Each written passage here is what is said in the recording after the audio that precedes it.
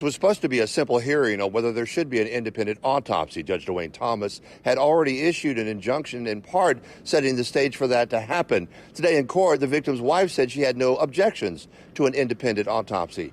But this proved to be more than just a simple hearing today.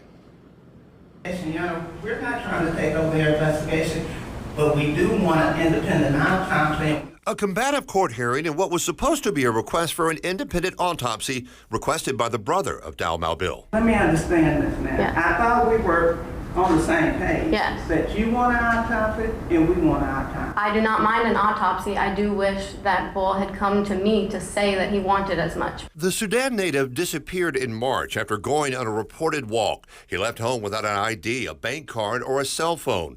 Weeks later, his body was pulled from the Pearl River. No, he didn't have known enemies. There are no known enemies that I know of. The brother's attorney grilled Carissa Boley, who was clearly annoyed at times by the tone and implication. Boley launched a massive, highly publicized search when her husband disappeared. And in court, it was her attorney who seemingly tried to remove any doubt, accusing the other side of a forum of freewheeling defamation. Did you kill your husband? No. Did you put someone up to it?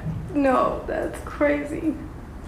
Do you know whether he was murdered?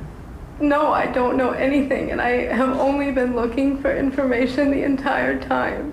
Mabel's legal team even introduced text messages from the victim prior to his death showing that the couple was fighting.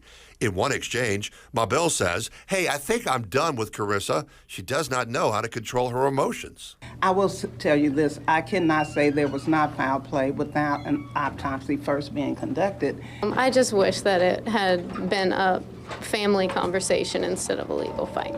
Boley said she had no objections to an independent autopsy as long as that person is qualified and does not interfere with the current police probe into how her husband died.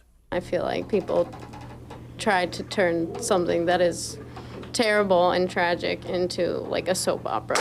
And, you know, it's not a soap opera, it's not TV. This is, you know, our real lives. Both Jackson Police and Capitol Police say they are still conducting their own investigation. The findings of the autopsy from the State Crime Lab have still not been made public yet. The judge, though, has set the stage for a decision that could come as late as Thursday afternoon, which could allow for that independent autopsy. Live in Jackson, Scott Simmons, 16, WAPT News.